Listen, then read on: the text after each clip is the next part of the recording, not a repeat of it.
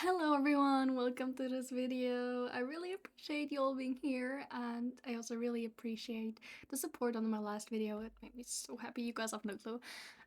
Anyways, if you want to check out the art that I draw in this video or support me in general, my socials should be written down in the video description. Sadly, since this is a new YouTube account, I can't put any links in the video description, so I would still really appreciate if you could check those channels out because I post my art on there. And yeah, let's get started with the video.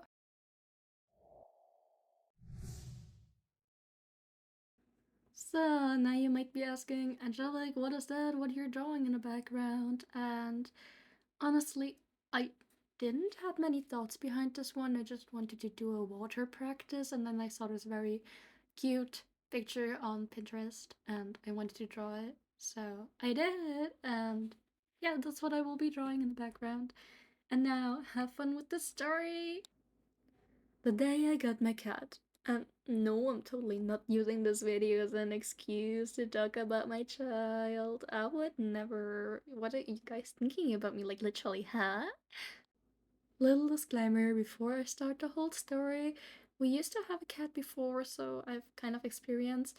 But the thing with her was that she mostly lived outside, only came home for food. She was friends with the whole neighborhood, so the day we moved into an apartment where it was very hard for her to go outside, the old lady from next door asked us if she could buy her because her life was kind of lonely these days, and her and Kyo, which was the name of the cat, were really good friends, so me and my mom agreed on selling her to this lady. And it was a good decision. I visited Kyo sometimes and she seemed very happy and healthy, so I'm very happy that we made that decision. So, my mom, my brother, and me were going on a farm during the fall holidays, which was awesome. Like, I love nature and stuff. The sad thing was just that there were mostly young kids in the age of my brother, and I don't feel so comfortable around younger people, so my best friend there was the parrot and the cats. So, the cats, they had many baby kitties, like, not even the age for them to get taken to their new home and stuff. But there were in the big play stables where much hay was laying around for the kids to play in. Bad thing was that the kitties loved to hide in there, and many kids playing, plus that I'd say the kitties that used to be six turned into four, which I found absolutely disgusting that they left them live in that play stable with the loud kids that also 24/7 picked them up and handled them like toys. It's like, guys, when I told you, I assigned myself as the cat kindergarten person and built them a little home in the hay where the mother would feed them every night, and I watched over them every minute I could. And if you tell me now, but me, Angelic, you also picked them up, then, and yeah, I did. But mostly because they crawled up on my shoulders and seeked attention because they were used to it. So I kinda had to kill them. Also, who can't resist baby kitties? Like, huh? Also, I didn't really pick them up on my own needs. I just found it very cruel that all the little kitties would handle them like toys and stuff. And yeah, it wasn't that great, to be honest. So at that time, I grew really attached to an orange goofball, which I named Brötchen, which is like those little brats, buns. Yeah, that was my child. I loved them. So I went up to the person that owns the cats. I was like, You have something I want. they were like, "Oh, I'm sorry, he's too young, but we do have some older cats that you can take home." And I was like, "Let's go, get a second cat." Those babies were really shy though. They had near to no human contact. They just got fed and then left alone because they were living in the other stable where the kids weren't allowed in. No problem though. When they were fed, we sneaked my soon to be child into the pet carrier with the food and snatched her out of there.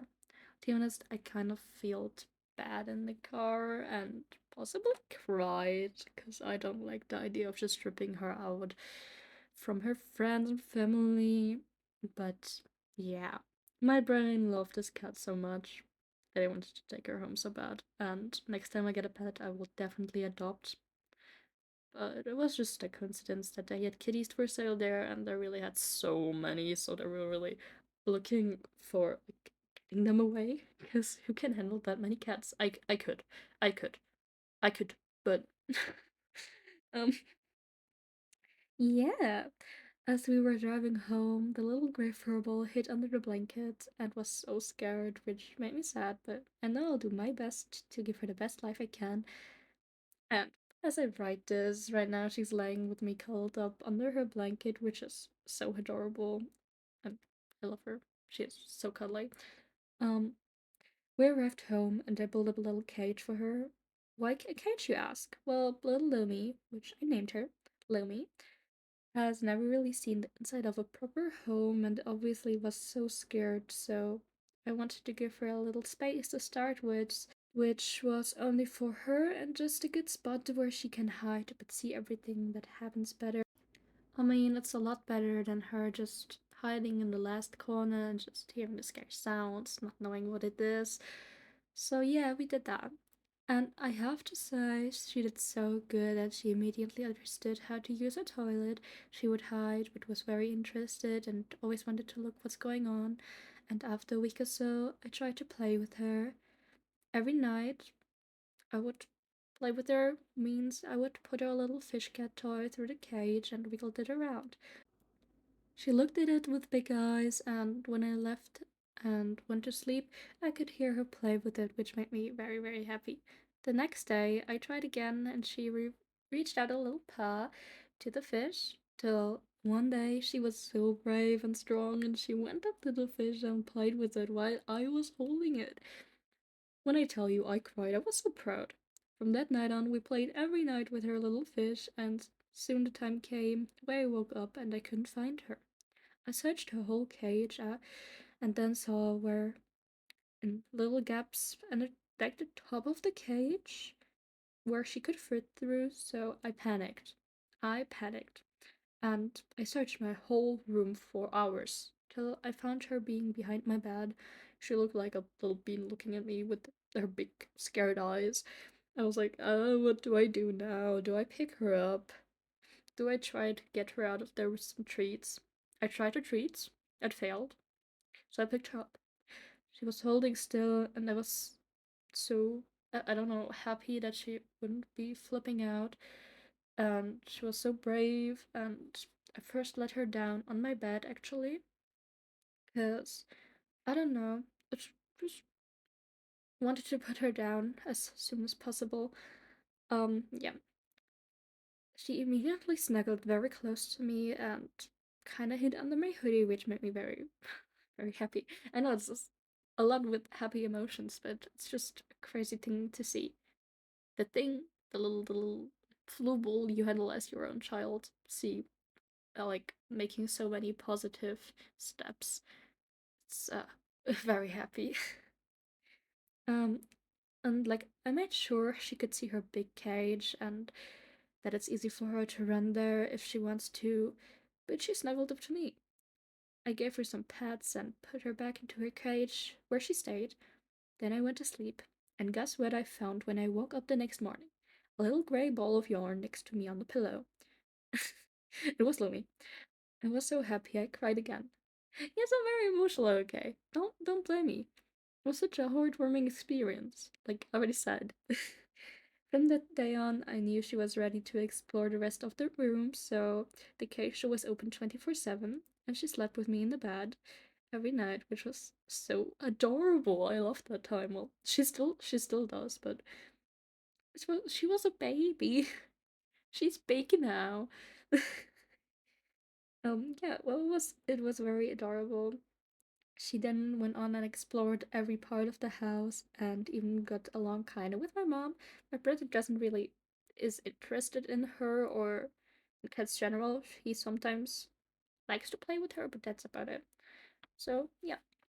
Well, she got comfortable quickly and she's a very smart cat and she understood everything so fast that we're not evil and stuff and that we just wanted to give her a home and I was so proud.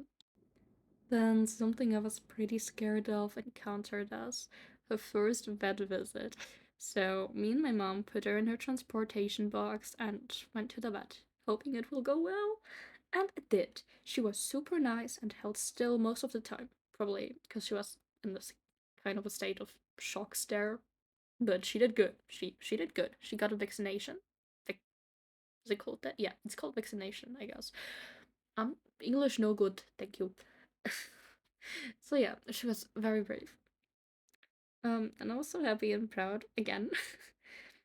That day we also made an appointment for her getting neutered, because a cat in heat is nerve taking. Like a week later, my mom brought her to the vet again. I was at school, so I couldn't come with her, which was pretty sad, but yeah. And I wouldn't see her for the rest of the day because we only would get to pick her up the next day. And yeah, she did it actually very good. Like, when we went there the next day, the worker actually told us that she cuddled with her, which is like crazy and like a big step forward because she is afraid of people. Like, every time someone comes and visits me, she's like, "No, no, thank you. I'll look at you from a distance, but I hide. I'll hide, and if you touch me, you won't. You won't be able to."